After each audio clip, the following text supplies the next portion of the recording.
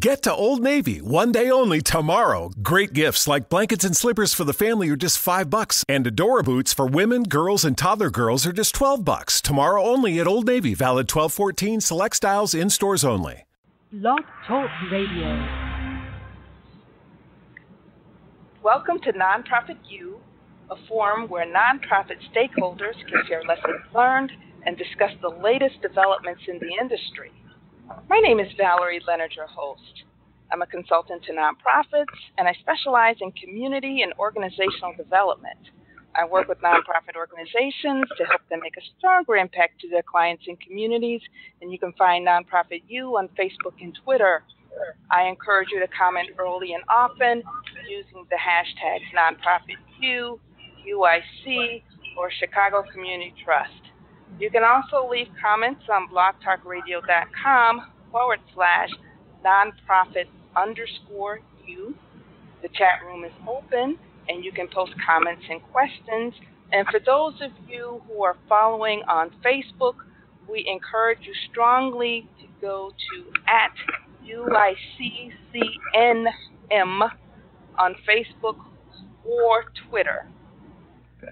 And if you want to participate in the chat room, you can post comments, but you'll have to open a listener-only account. You can find a link to open the account on the episode page, and you can also email me questions at consulting@valeriefleonard.com or send messages through Facebook and Twitter.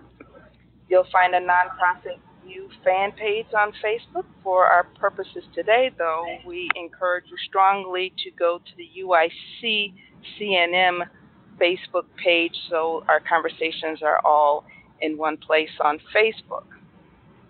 We'll be taking questions by phone and from our chat room at about the 30-minute mark, but if you're in the chat room or if you're on Facebook, you can start posting now. The call-in number is 347-884-8121. Again, that number is 347-884-8121.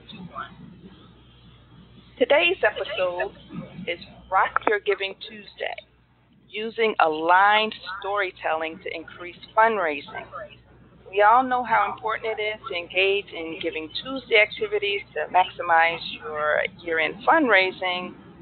Today, we'll talk about storytelling strategies that will take you into Giving Tuesday and beyond. We'll talk about integrating your organization's mission, vision, and goals and objectives. We'll talk about how to blend human interest with organizational data that anticipates donor inquiries and how to achieve maximum effect by crafting stories with a backdrop, a villain, and a hero. Again, we encourage you to call in with questions and participate in live chats at about the 30-minute mark. The call-in number is 347-884-8121. Nonprofit professionals are especially encouraged to call in and share your stories and questions. Our guests for today are Daniel Ash, Chief Marketing Officer for Chicago Community Trust, and Princess Currence. She's the Director of the UIC Certificate in Nonprofit Management Program. In the interest of time, I won't go through a long spiel about what they've accomplished. Believe me, they have accomplished much. I will have them to introduce themselves and come to you in their own way. So without further ado, I want to say thank you so much, Princess and Daniel. It's such an honor to have you. And we'll start with you, Dan. Can you tell us about yourself, the Chicago Community Trust, and how you came to work with the organization? Thank you, Valerie. First of all, I'm happy to be here today with you and Princess. About me and the Trust. First of all, I've been at the Trust for 4 years, and as you know, I'm the Chief Marketing Officer. And simply put, my responsibility is to help build, strengthen the Chicago Community Trust brand. I want my listeners to know that the Trust serves two primary audiences. One, the nonprofit sector, through grant making and our convening power, and we also serve donors, so that donor advice funds at the Trust. And our brand must be positioned to support sort of both of those endeavors. And I'm responsible for making sure that happens. The trust is the area's community foundation. So, point of fact, that we're the largest grant maker to the area nonprofits. Each year, approximately $200 million of grants are made from the trust to the region. I'll leave it there for now. Princess. Thanks, Dan. And again, I echo for being here, and thank you for the invitation, Valerie. I'm the Director of Health Sciences Education and Workforce Development, and also a Certificate for Nonprofit Management. And basically what that means is that I help organizations and people able to achieve their professional and workforce goals. And the Certificate Nonprofit Management program help practitioners really kind of grapple with and solve some of the day-to-day issues and projects that they have to really move their mission and vision forward. We also help organizations figure out how to get the best out of their employees and how to kind of build capacity through our educational opportunities. I've been here at the university for about I guess almost 8 years now.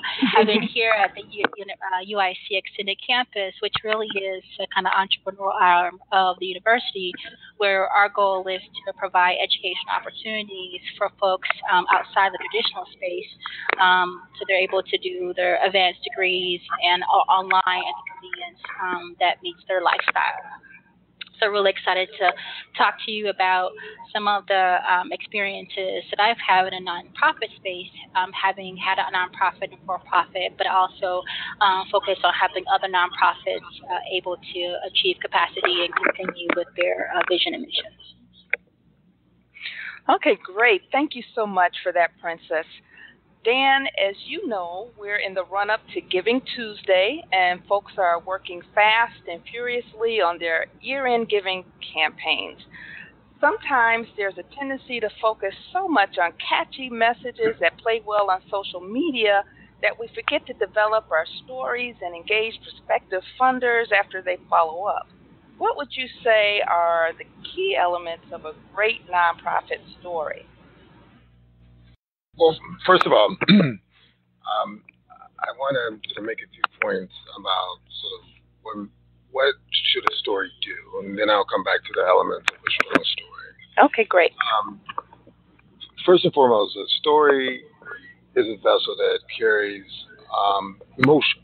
Right? Stories are emotional constructs, right? A good story evokes emotional response. So it doesn't matter if you're in a nonprofit space, the for-profit space, or you're in your living rooms sharing the story with your grandchildren. Stories are emotional. Stories actually most stories do a couple of things. One, they help individuals remember. Stories influence behavior.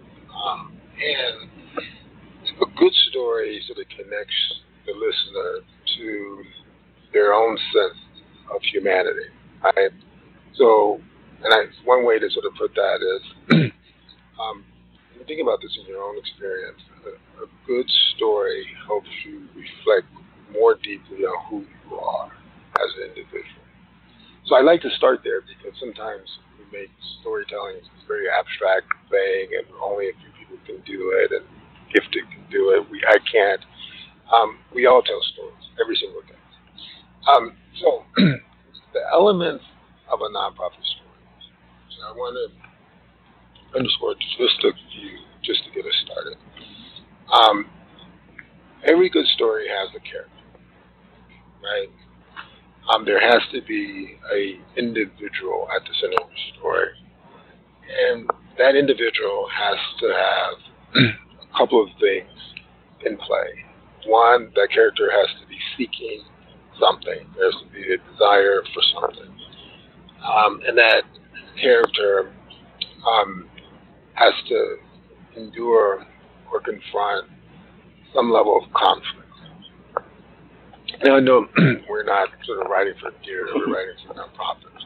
But I start there, Valerie, because too often nonprofits we abandon sort of these ideas when we think about our own stories.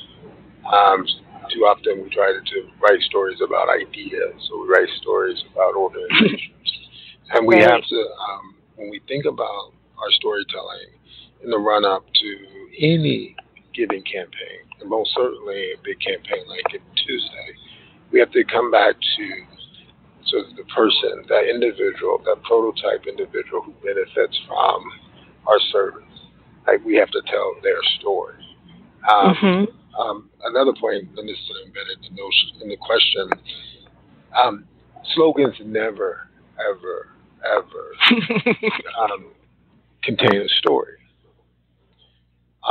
Slogans, by definition, are meant to be ephemeral and not have sort of deep meaning. They're meant to sort of scratch the surface, just make you think a certain way. But again, the thought is sort of fleeting. So here, you most certainly, as you know, should not depend on a slogan or a gimmicky catchphrase, but instead dig deep, think about the person who's benefiting from the service, and tell their story. Oh, I love it. I love it. So, Princess, you have had significant grant writing experience as a founder of a nonprofit and as well as a director in others, and in your current role as director of the UIC Certificate Nonprofit Management Program. Can you share some strategies that you've used to craft your nonprofit stories? And Dan, I hope I didn't cut you off. No. Okay, that's fine. Okay. Thank you, Valerie. And I think Dan really hit the main high notes. And when I talked to nonprofits and when I was writing grants ourselves, when you're trying to get that character, oftentimes nonprofits start thinking about their message and their character when it's time to ask for funding. And they actually should be thinking about that all the time. They should understand who they are. They should know their why. They should know their mission. They started this nonprofit for a reason.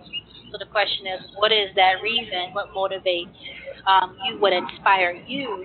And how can you translate, as Dan said, so aptly, that emotion to the folks that you're trying to reach? And how can they be inspired and be passionate? So first, you have to know your why.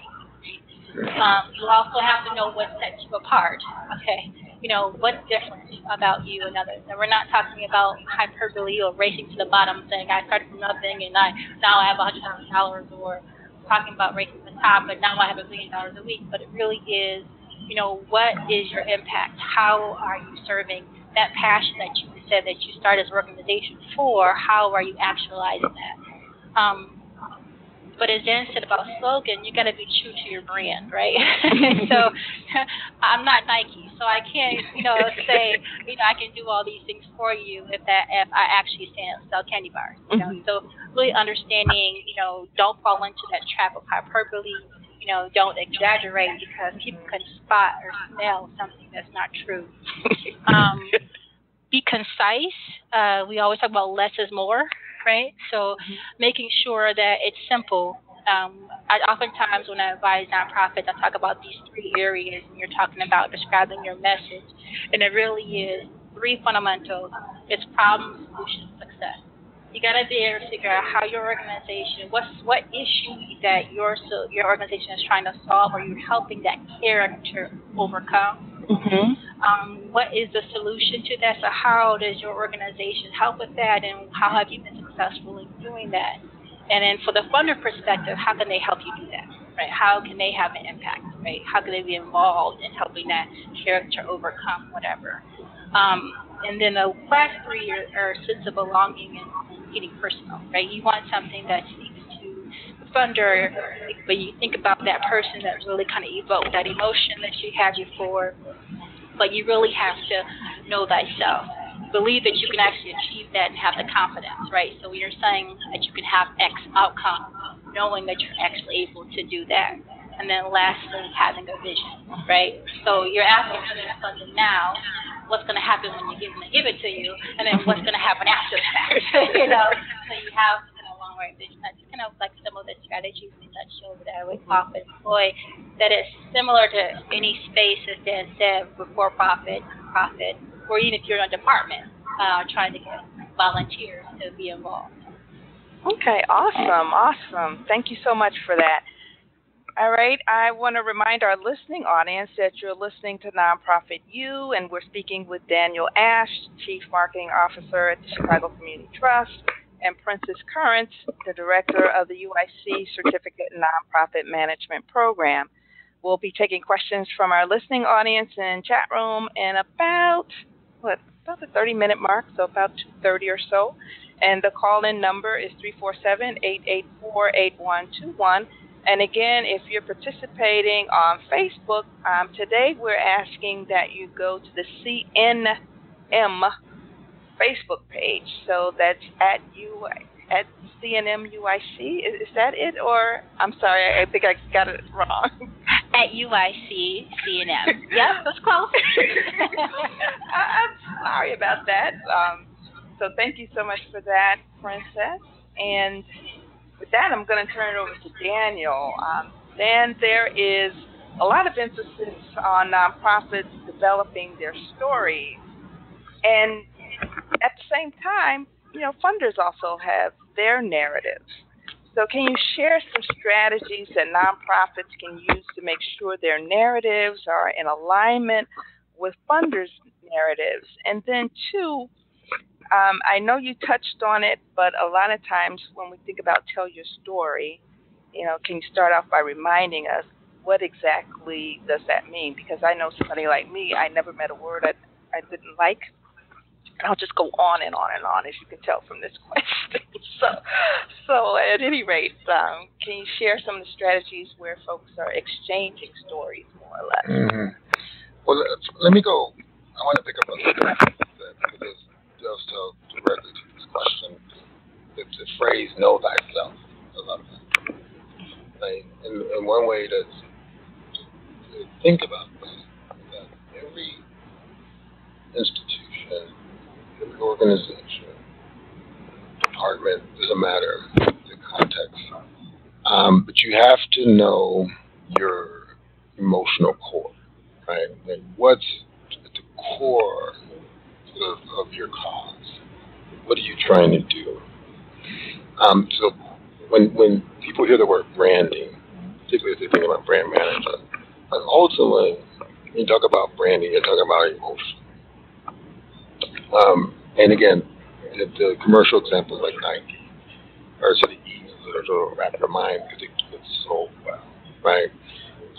But then, and it all starts with knowing who you are, what you are, why you exist, that sense of purpose.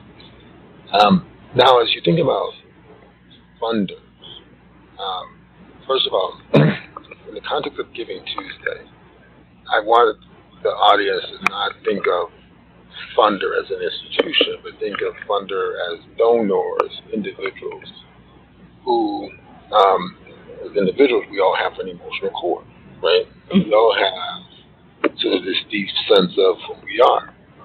And we all know that there's for some, for many of us, a struggle to tap into that, to understand that, and this life function.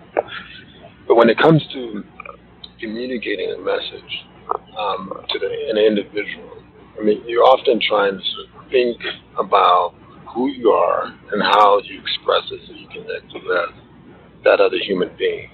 Particularly in Giving Tuesday, you're talking about gifts of 10, 15, 25 dollars. You're talking about, say, in the business retail fundraising, right? But people who respond to campaigns are responding to is a rational sort of action in response to an emotional trigger, right? Mm-hmm. And that's why I go back to the statement I made at the top of this broadcast. In many cases, people give because they're giving because of this natural innate sense to be human, be generous, be giving. So I don't want the end user, the person listening here, to sort of forget about that. Another sort of point I want to make is think about long-term and institutional funders like the Chicago Community Trust, Large Foundation, Family Foundation. They too have emotional cores as a business. And you have to spend a significant amount of time trying to sort of tap into this. Let me give you a couple of examples. There's some institutional funders that, at their core, at their emotional core,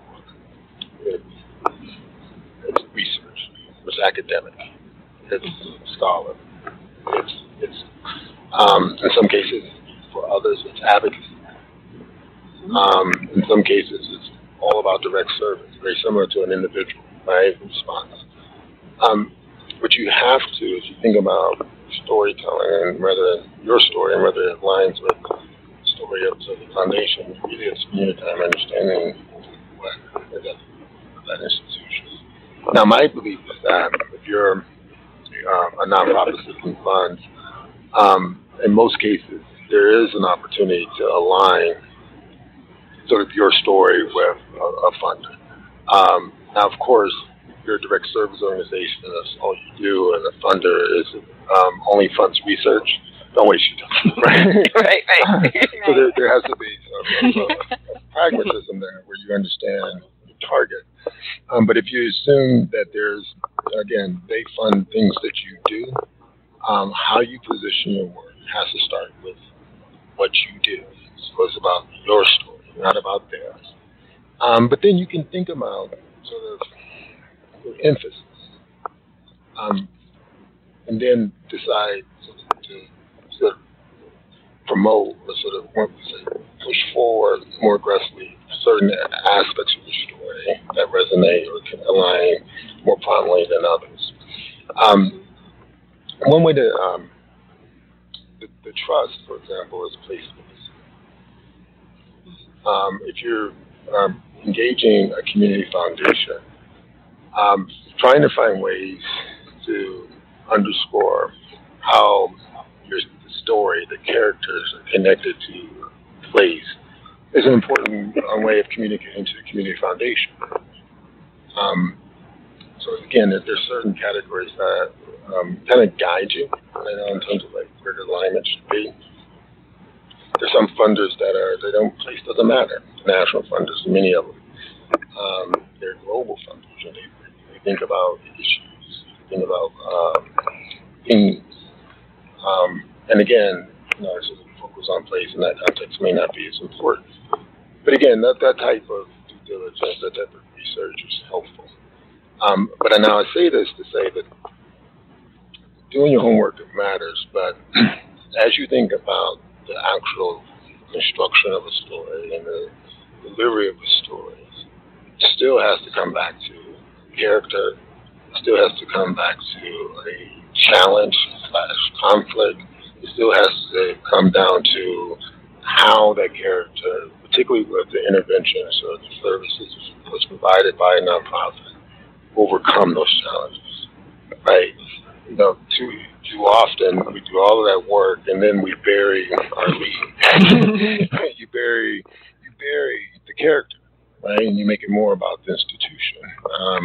When I arrived at the trust, Valerie, Princess, you probably can appreciate this too. When we're a 102-year-old organization, and too often some of our literature, particularly I guess as we age and approached our centennial, began with the fact that we were 100 years old. And while that's a very powerful notion, that been around, so the ability to endure, is that the most important part of the story? Is that the thing that's going to make you relevant? Right. So I would often sort of challenge my team to think, it's important to celebrate this, but can we celebrate in a way that puts us in the now, right? Puts us here. So our history provides guidance, provides a sense of depth that is critical. But if you spend too much time there, people will see you as default, disconnected from now. Right. So again, as I think about alignment of a nonprofit's narrative with potential donor, individual institution, it's do your homework. A, B, know your story, and then find ways to build emphasis in a way that aligns. If you find yourself rewriting your story, You're taking the wrong step. Oh, interesting. Yeah. I always heard that good writing is rewriting. Well, I think no. You have to iterate your story in order to get it right. But if you find yourself adapting your story to the point where you're changing your story in order to align with the nonprofit, you're wasting your time. Yeah. Well, authenticity then, right? Exactly. If you're not authentic to yourself, the donor's gonna, individual donor, an individual, and an institution will pick up on an inauthentic story. Feel it. Okay. And you feel it because you don't feel it, right? Like when you feel an emotional core, it's because it's real. In my opinion, you can't consistently represent true emotion in an inauthentic way. People know it's inauthentic, right? So to me, institutions become inauthentic when they start massaging, adapting, repositioning their story to the point where they lose that emotional core. They lose that know thyself. Right? When you lose your own story, then, quite frankly, nobody will respond to you emotionally. If they don't respond to you emotionally as an institution, they're not going to give to you. They're not going to support you. They're not going to volunteer. So you won't see the time, talent, treasure come to you because people won't believe it. Right. And I don't know, that reminds me of a case that I had. I can remember when I ran a small nonprofit, and we were, initially started using private funds. We got to a point where we were growing, and then we started taking public funds. And with public funds, those are really contracts and not really grants. So you're basically in contract to do a program that's already been developed. And we were trying to stay true to the programs that we had designed. But at the same time, we had to, do everything that was prescribed in this contract. And at the end of the year, I said, thank you, but no thank you. That was the worst mistake we ever made. I felt like we were getting away from our original mission. And Princess, it looks like you have something to say that you wanted to chime in about. You might have had a similar experience, just making sure that we don't get away from our missions or something. Right. And I think along those lines, if you can't deliver as well, right, if you're not doing something that's in your wheelhouse, right? So if you try to go too far out of the wheelhouse, it's kind of like trying to make a dish at home. You never made it before. And then you don't put all the right spices in, it doesn't taste the same, doesn't have the same flavor because you never cooked it before. But if you tasted it before, you knew what it tasted before, you knew what types of flavors to put in it, and you can make it your own dish. And the same thing goes with, trying to cultivate, donors or relationships, right? You want to make sure that it's something that you have something in common, like with any relationship, right? You want to make sure that you have something in common, that you have things to talk about. And I wanted to piggyback on something that Jan said. I think is really salient is the issue of doing your homework, the issue of finding things that you have in common. But I think that goes along with the challenges you spoke to the nonprofits have because funding is so tight and so we're willing to chase any funding sometimes. To make sure that we're still afloat, but making sure that you have that shared mission. I think that's one of the challenges. Oftentimes, nonprofits are a one-stop shop. One person doing a fund. I know when I had nonprofits when I first started out, I did all the contract funding, I did all the hiring, I did the contract, I did all the supplies, and then I was part of the implementation team, right? And with that, sometimes lose focus on documenting your successes because you're so marred in the business that you don't have time to focus on the business. It's a different situation. You're so marred in the business, right? Right. So, having and taking time out to, I call it like how we're fulfilling our mission today, kind of in your check-in meetings with your teams, so you can document those successes. Because we're so big on, the next contract, fulfilling that reporting requirement, or making sure we're able to serve that client, that we forget to take time out to document, how do we fulfill our mission? Or what did we do what kind of character came out of that we need our donors to hear about that benefited from their generosity. So that's kind of some of the biggest mistakes I see nonprofits making. One, not taking time to document what they're doing. Also being very quick to ask for funds instead of being a friend to a funder. Right. Like, first time I hear from you is, can I have some money, versus, I think we have a shared mission. How can we partner and collaborate? And I think also that we tend to, as nonprofits, do a misalignment, right? Like, as Dan was saying earlier, like, if an organization's researching, you're doing direct services, there's a misalignment that people will still maybe go for that particular grant. And sometimes that has a negative effect to the funder. You have then presented yourself as someone who is not a good fit and not doing your homework, so therefore not prepared. So how are you going to be a good steward, right? It kind of like all connects together. So I think that's a big issue of making sure that you have that shared mission and have those things in common. Okay, thank you so much for that follow-up. Princess, I'm going to reach out to the folks in the audience and see if they have any questions, and then we'll come back to you. I know that was feedback from what Dan said, so you're next in line for questions. So until then, I'm going to take a question. I think there's someone who has called. His number or her number is 773-624-0585. I'm going to turn your mic on, and if you have a question or comment for either one of our guests, please share. If not, I will go to the next person. So 773-624-0585. You're on. Hello? Hi. Yeah. This sound, there's a lot of feedback when she speaks, so I'm kind of hearing an echo when she's talking. Okay. So who is she? Who is she? Princess or me? The lady that just finished speaking. Okay. Not you. But yeah. So I missed some of what she said.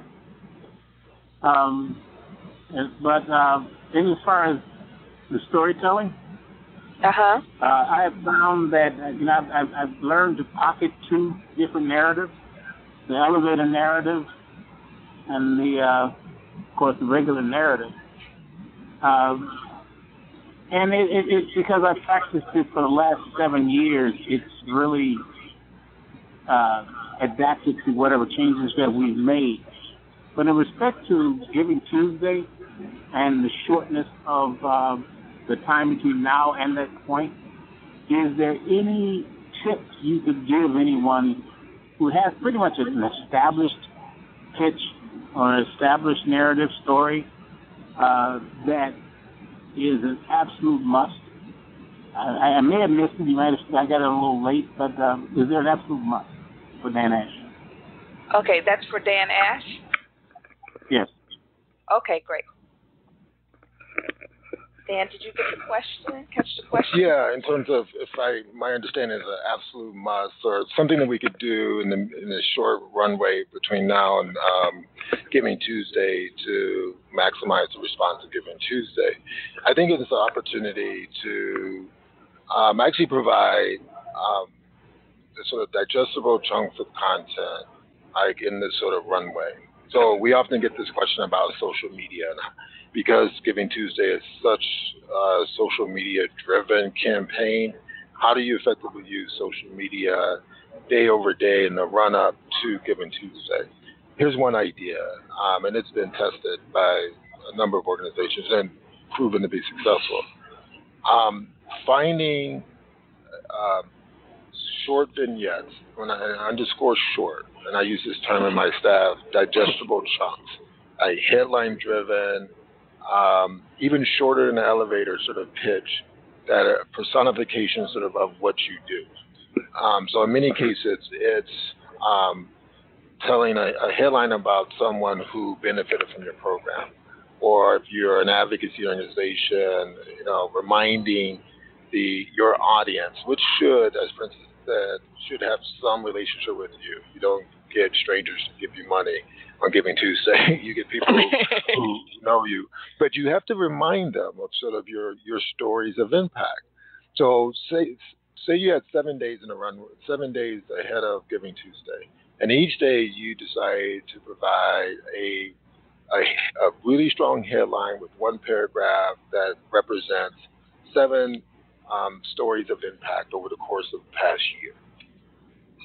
So you could say, we helped get this law changed, and the law meant that X people would have access to Y resources, right? If you're an organization that works with mentors, right? If you identify mentees, mentors, and you tell both through text and visual language, through photography, you show sort of your impact. Like, this person has worked with this person for the last 24 months, and there's a quote from the mentee. Again, I know you have to get a lot of clearances, and so I understand there's a lot that goes into this. But you, in that runway leading up to Giving Tuesday, use it as an opportunity to remind people that A, we're here. 2, here's sort of the emotional anchor that sort of guides our work. And 3, here are the things that we've done. And then when your ask comes on Giving Tuesday, the ask has some context. The last point I will make is this. When Giving Tuesday, well, I've heard from people, Giving Tuesday hasn't had the impact that we thought it would have. And I've always felt that once I start asking questions to that fundraiser or to that executive director, we find that they sort of misused the platform. And they were actually asking an audience that really wasn't their audience for support. Right? And I think the key for Giving Tuesday is to work the list that knows you. So to the caller, I before joining the Chicago Community Trust, I led the membership program for WPC for a decade. And it's one thing we knew at public radio, and I know public radio is different because we have a radio station and we talk to listeners every day. So I get that. But even on Giving Tuesday, we made sure that we spoke to that audience, not an audience that didn't listen, not an audience that didn't have an emotional connection to us. So build on the audience that you have. Work on converting them, and start with your base. Start with your base when it comes to the giving, but also my point is use the campaign as a way of telling a story to those who may be on your fringe. They may have some awareness of you. Maybe they're not at the point where they're going to want to give. But if they see a runway of content on their Facebook feed or LinkedIn page that helps them understand more deeply who you are and what you're about, essentially bring that elevator pitch to life. If that's a win. It's harder to measure because they haven't gone to the giving page and clicked the link and given it. But if you can build some awareness or deepen awareness with an audience member, that's a good thing. And then you work to leverage that through other channels over the course of time, the year ahead, the 2 years ahead, and so forth. So that was my short advice. Again, I know that's a long way of framing it, but the advice is using that runway to give bits of content that helps people have deeper understanding of what you've done, why you exist, what you've done, and quite frankly, there's elements there for what you need to. There's space, in that runway to talk about what's on the horizon, what's ahead. Okay, so it sounds like you're also building relationships. You're taking these little sound bites, for lack of a better word, to start developing a relationship or reinforcing a relationship. You are, but I want to make sure that the audience understands that when I say headlines, it's headline on top of a bit of content that allows you to understand something important about the work, right? Something about the character. You think about, character development. It may even help you understand more deeply the conflict, right? I got you. But it has to have some level of depth. But an example I use with social media, too often the biggest mistake I see, with social media is folks, they're over communicating in social media. What I mean by that is that they try to tell too long of a story, right? Yeah. I should. Yeah. I'm guilty. And I learned this with NPR. We learned from the data, and you look at whether it's New York Times, whether it's nonprofits, people digest short amounts of content. Yep. There's a lot of, when you take it in an aggregate, it's a lot of bits of content, but the bits of content, the nuggets of content that actually are most effective are content that is either video or photograph with what I call kind of an annotated, what the jargon is cut line, but I imagine an annotated caption. Headline, photo, caption. Headline, video, caption.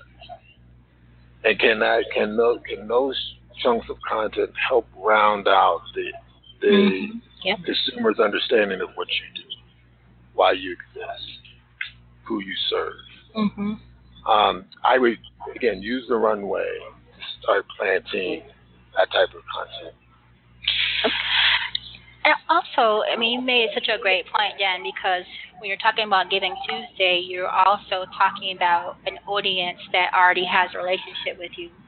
And one of the things, by doing that is to understand who your audience is and what motivates them or what speaks to them, and making sure you're using the right imagery or multimedia to do that. We have a course that we have in our portfolio that talks about how, this is an engagement course, but it talks about how do you transfer social capital into social change, basically, right? So how can you get folks who are already motivated and involved and invested in your mission, but maybe haven't taken that additional step to actually give or invest in a different way, right? And so you have to think about, well, what motivates that, as Dan said, donor, right? And what makes them choose to make a decision that is all about discretionary, right? They don't have to make the decision. So what tips them over? Like, what's the tipping point? And so sometimes it's kind of like introspection. What would tip you over, if you are that similar audience, or then going out to your constituency and asking them what sets you apart, so you can be able to communicate that to your potential donor base. Well said. Okay, well, thank you so much for that, Princess. I'm going to take one more question, and then we'll get to your question. I am going to ask caller at area code 312-355-0089 if he or she has a question or comment. If you don't have a question or comment, we'll just stay silent, and then I'll go to the next person. Okay, your mic is live. Did you have a question or comment? Okay, I take it that you have no question or comment. The next number I'm going to try is area code 312-413-3278. I'm going to make your mic live, and if you have a question or comment, please share.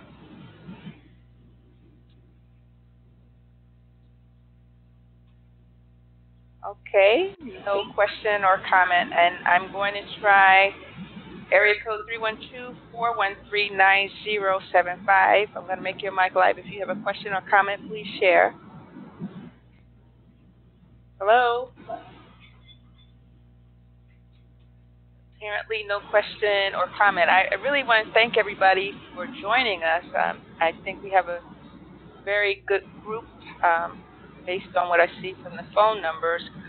Okay, Princess, what are some of the challenges that nonprofits have worked, that you've worked with in utilizing their organization's mission, vision, goals, and objectives to tell their stories?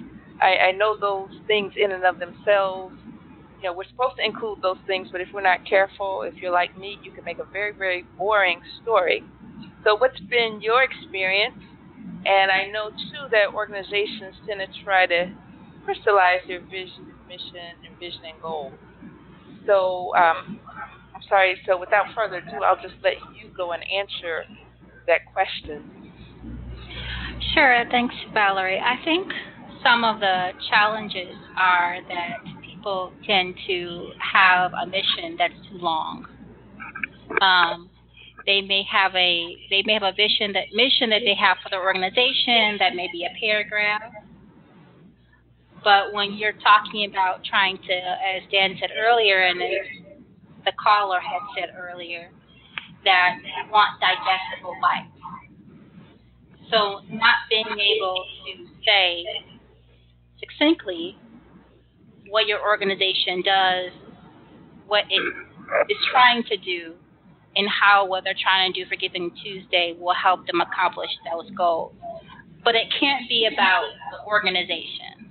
I think that sometimes people, oftentimes when they're talking about their message, they're talking about the organization. The organization is great. The organization is wonderful. The organization is doing great work. No one wants to hear that, right? They want to hear about who you're serving, what's the mission. They want to hear about the core message, which is why this issue, that the reason why your organization started is important enough for me to want to support it. And so I think sometimes when they're thinking about organizations and mission and vision, they ironically are thinking about the institution and not necessarily the impact of the institution, and that is where the core message comes from, that it's about what your organization is doing, and not necessarily, yes, you want to talk about your great team and all that, but that's not what's going to, your HR org chart is not going to motivate people to give, right? What's going to motivate people to give is how much good you're doing and how you can do more if you have more investment. Basically, that's the theme, right? So being able to articulate, and sometimes I think organizations have trouble articulating that because they're so passionate about the actual thing they're doing. Sometimes it's hard to boil that down to a sentence, right? Because this is their whole life, you know. So it's hard for you to boil it down to one sentence to say this is the why, this is the what, and this is how we're successful, and this is why you should be involved. So I think those are the main things I would say. Yeah, I always have a running joke with myself. I never met a word I didn't like. I should have been an attorney. I write these long sentences with no verbs that take a whole page. It's frustrating to me, I tell you. I'm getting better, but I still got a lot of work. I can concur with that. I remember I was an English major in high school. My high school teacher would say, "Princess, when you think a comma should be there, don't put it." You know, or you. I can be very verbose as well, so I definitely can relate to that. Okay, so Dan, did you have anything you wanted to add to Princess's comment? No, I think she covered just about everything there. Yeah. And that reminds me of another story from college. We used to ask, how long should this paper be? And forgive me if this sounds sexist. He says, like a woman's skirt. Long enough to cover the subject, short enough to be interesting. I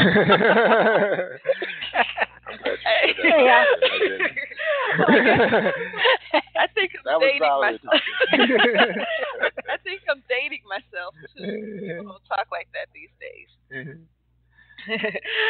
So at any rate, I wanted to remind our listening audience that you're listening to Nonprofit U, and we're speaking with Daniel Ash, the Chief Marketing Officer at the Chicago Community Trust, and Princess Currence, the Director of the UIC Certificate in Nonprofit Management Program.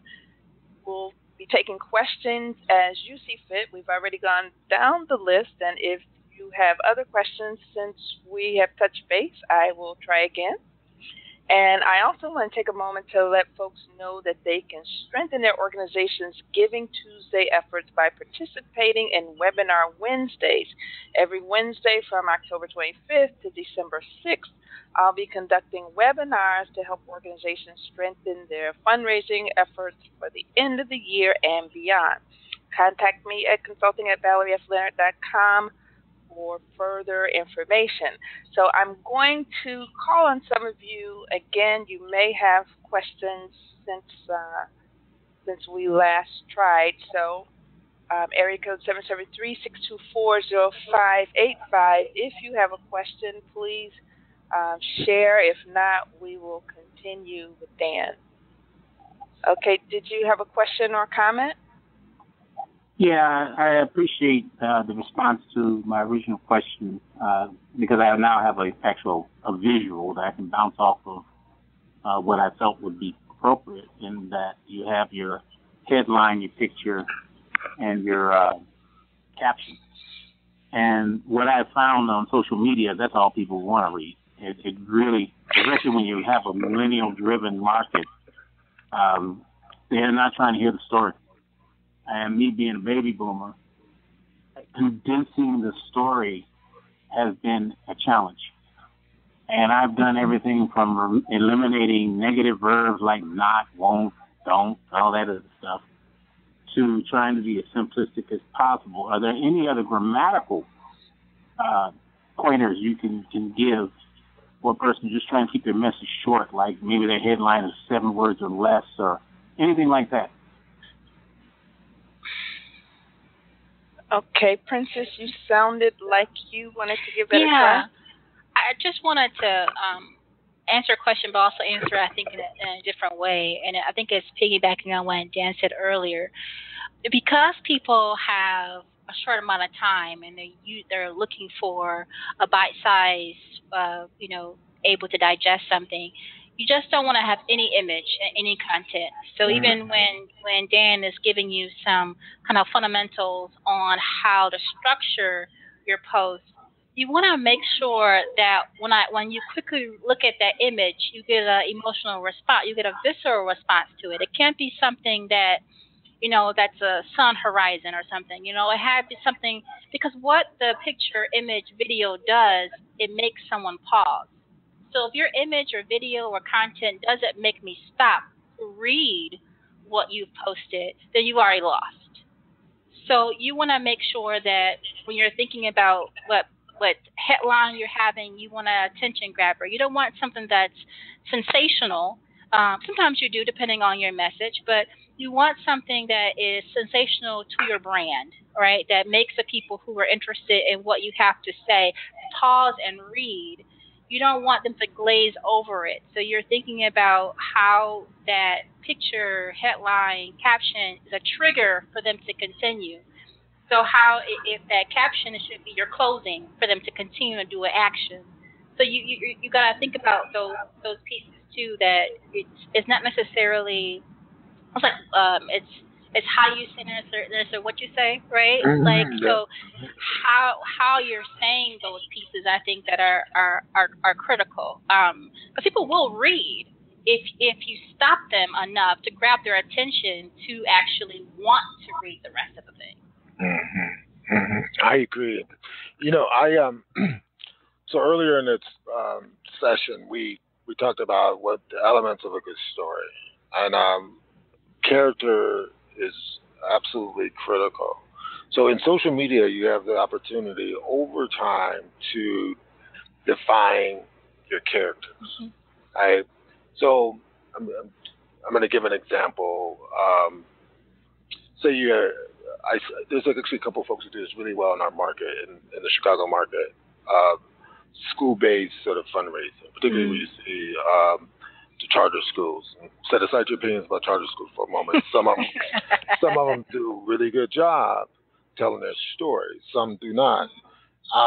So I'm thinking about one charter school that does a good job, and what they do is that they always they build their hero, right? So one element of the story is who's the hero, who's the villain, right? In this context, they serving young men. That's the hero. So when you have a headline about like all of our young men, achieve something, that becomes a headline, and the image is these young men sort of prepared to walk off from school to college, right? Yep. Really good job at saying, we are successful. We have something that works. And you as donor, or potential donor, have an opportunity to be part of that, right? So the hero is not necessarily the donor. It's not the teacher. It's not the principal. But in that stream of content, it's the beneficiary. Yep. Mm-hmm. And too often, particularly as you think about social service, sort of cause marketing, the person who's benefiting is very rarely the hero, the person in the struggle. Mm-hmm. And how do you make the person in the struggle the hero? Now, there are times when, of course, you have the golden apple teacher, right? And you use that, right? So I'm not saying those other hero angles don't work, but I'm using this one just to create kind of a sort of expose something that we rarely try to do. This weekend, I was consuming content about the opioid epidemic, and which we could have a whole show about how that's been positioned over the last couple of years. But when you think about opioids epidemic, real context, real clear character development in terms of in this case, the people who are being the addicted, particularly in suburban, rural communities, that traditionally never saw themselves as being susceptible to drug epidemic. The pharmaceutical companies, as villain, right? Government as a potential sort of hero in terms of regulation, but they're doing a lot there in terms of building a story with a lot of pathways where a reader or a consumer of the story can find their way into it. So I think as fundraisers, as nonprofit professionals, we have to sort of follow those models and create what I call sort of the roadmap of our story. So it goes back to what Princess was saying, know thyself, right? You map out, your characters, map out those character profiles, map out sort of the narrative pathways, the narrative arcs that each of them can take. And then you start using that to guide the communication that appears in your direct mail, the communication that appears in social media, the communication in your annual report, the speeches as an executive director that you give, and as the caller noted, that elevator pitch. Because he knows, and I love the way he sort of constructed that. He knows the elevator pitch, but he clearly knows probably 11 versions of that elevator pitch, right. based on who's in the elevator with him. Yep, Know your that's audience, right? If it's Terry Mazzani, the outgoing CEO of the Chicago Community Trust, he probably knew exactly what elevator pitch was appropriate for him. Versus he's with a group of young millennials who are volunteering through a Chicago Cares program. And I'm totally making this up, but I'm saying, underscoring Princess's point, know your audience, and then the flip side of that is to know the sort of many sort of variations of your narrative arc, of your characters, and then you constantly have this dexterity of being able to pull the right story for the right audience. That's such a good point, because you're talking about weaving your story through all of your messaging. That's why you don't have to, when you're thinking about your narrative, think about the theme. Like, what is your core message? Because if you have a core message, then based on the audience, you can always say and be true to your core message. You may amplify different parts of it, share a likeness around that particular theme based on that audience, but your core message is the same if you're able to identify that, right? So the biggest challenge is identifying what is your core message, right? What are you trying to convey? Having that kind of powwow, that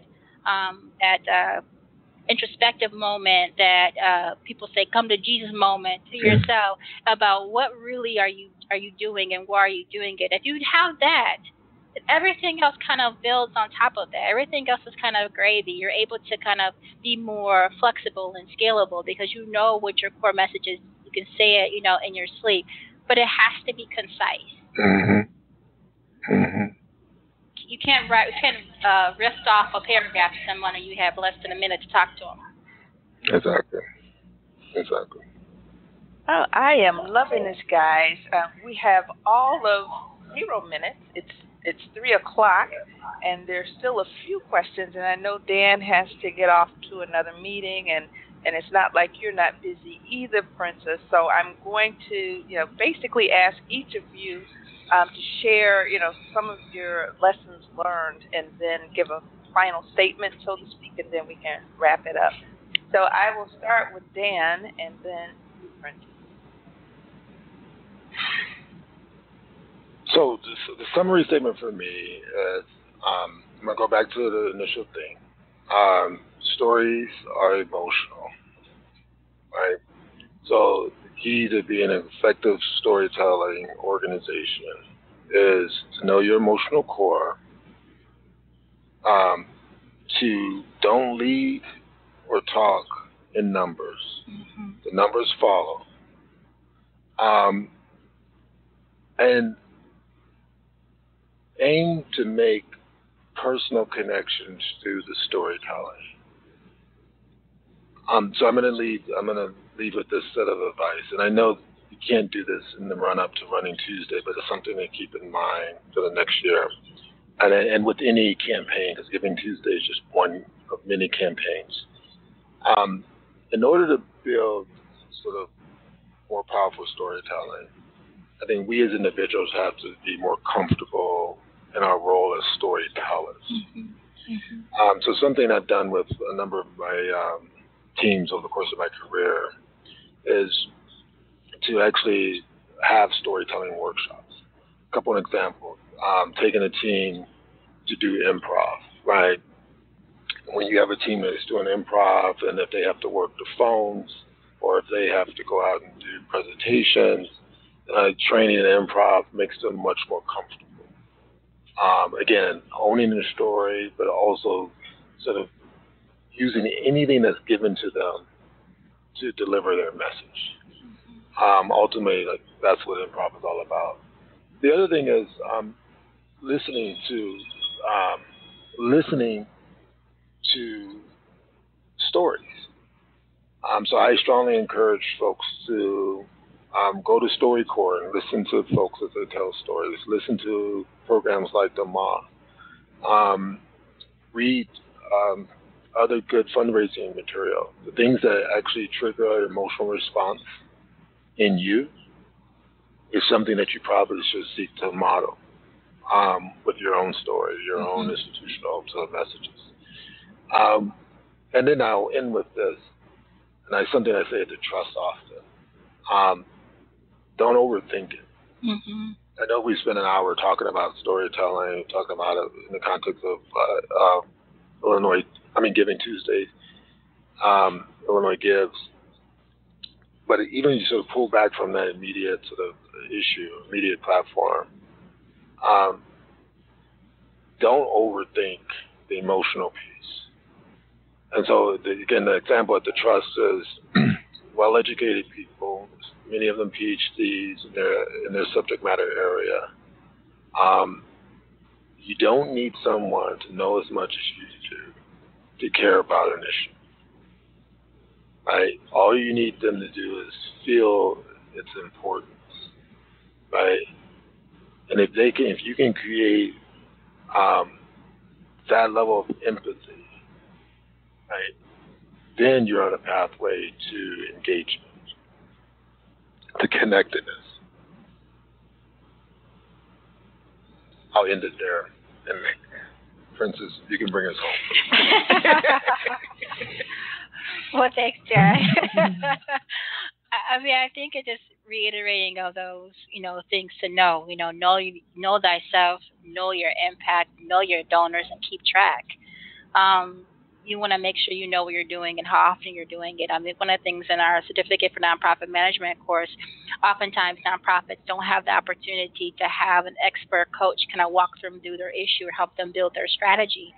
And, the thing about our courses is that you have someone like Valerie is one of them, thought leaders who really can help you build your strategy, build your fundraising plan, even if it's not for Giving Tuesday, but thereafter, and you have a community of nonprofit professionals kind of working on those same issues. So you kind of pick their brain about how to do that kind of story development or character development. I think also with those things, you have to have confidence, as Ed said. Once you know yourself and know your impact, you have to own it, and you have to be able to articulate it with confidence. No one wants somebody who's unsure of what they can do. Okay, so if I'm giving somebody my money, I don't want them to be unsure about how to use it. Okay, I want them to be confident about what they can do. So also utilize your community, utilize your network to amplify your message, particularly if you are new to the social media sphere, you don't have a large following, but your constituency may, your stakeholders may. How can you involve them and empower them to want to get involved in sharing your story? So, I mean, the main thing is to know your worth and being able to communicate that effectively, and then knowing that Giving Tuesday should not be the only thing that you're doing. It should be something that furthers what you've been doing all year, because it is in November. So it's something that either if you haven't, it jumpstarts your plan for the rest on the next year, but it should not be the end or beginning point to your fund development strategy. Mm-hmm. And we're here for you. So, our courses are all year long. They're 5 weeks. You get a chunk of your schedule. It's online, and we also have on-ground courses too. So, being able to figure out who your champions and networks are and tap on them to help you. That's it for me. I don't know if I brought that home or not, Dan, but you brought it. That's it. We're home. Oh my goodness! And I don't want to go home. I'm so busy listening, and there's just so much to learn. Every time I sit with you guys, I learn something new, and I say thank you, thank you, thank you. You cut my head open. I love the audience, but they cut my head open today. I took very copious notes, and I thank you very much. Thanks for having me. Thank you, Valerie. Okay, so we've come to the end of our show, and I'd like to thank Daniel Ash, the Chief Marketing Officer at the Chicago Community Trust, and Princess Currence, Director of the UIC Certificate in Nonprofit Management Program, for being our guests today. I will have this show ready for download within about an hour. And in the meantime, make sure you join us next week when our guest will be Carrie Onestad. She is the Development Manager at the Minnesota Council of Nonprofits. And Andrea Sanow, she is the Grant Advisor Coordinator of the Minnesota Council of Nonprofits. They will talk to us about the new Grant Advisor platform. You may have heard about that by now. But it allows grantees and prospective grantees to share reviews of their experiences with foundations in their grant-making processes. So that will be a very, very interesting conversation, and I hope you can join us. So I shall see you next week. And again, thank you, Princess and Dan. Thank you. Thanks. It's fun. Get to Old Navy one day only tomorrow. Great gifts like blankets and slippers for the family are just $5, and Adora boots for women, girls, and toddler girls are just $12. Tomorrow only at Old Navy, valid 12/14, select styles in stores only. Get to Old Navy one day only tomorrow. Great gifts like blankets and slippers for the family are just $5, and Adora boots for women, girls, and toddler girls are just $12. Tomorrow only at Old Navy, valid 12/14, select styles in stores only.